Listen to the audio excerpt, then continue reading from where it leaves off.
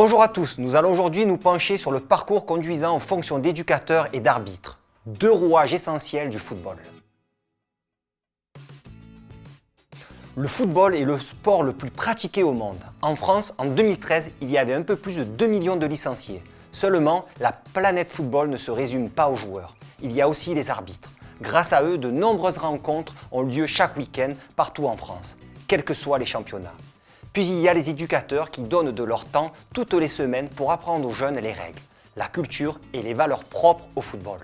C'est grâce à ces structures que le foot réussit à poursuivre son développement autour d'effectifs se renouvelant pourtant continuellement. Mais comment motiver les plus jeunes qui ont commencé le foot en tant que joueurs à s'engager dans d'autres missions?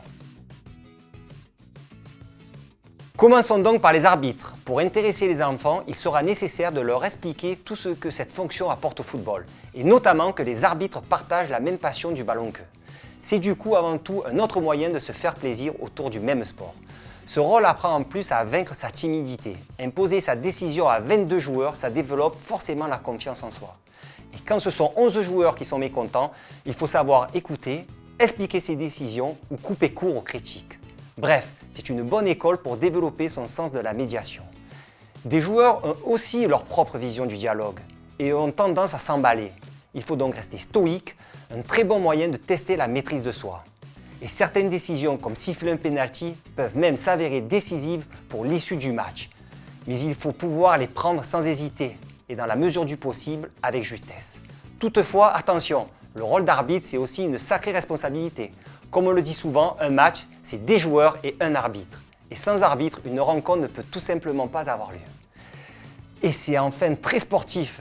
L'arbitre est en effet présent tout au long de la partie. Il devra courir pendant 90 minutes. En général, ça correspond à 11 km parcourus, et ce, tout en restant concentré.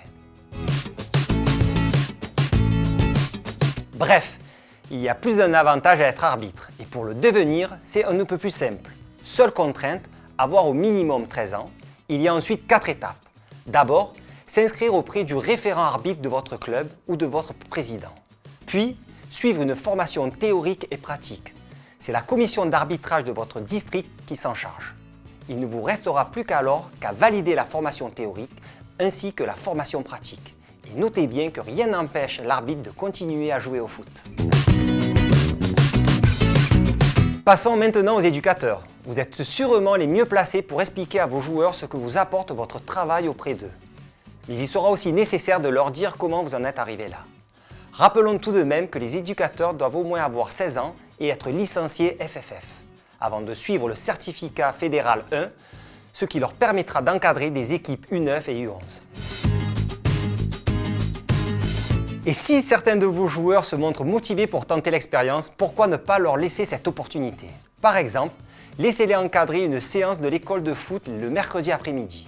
Et ceux motivés par la fonction d'arbitre pourront de leur côté diriger une rencontre de la catégorie inférieure.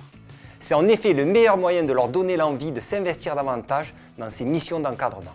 Merci de votre attention et à bientôt.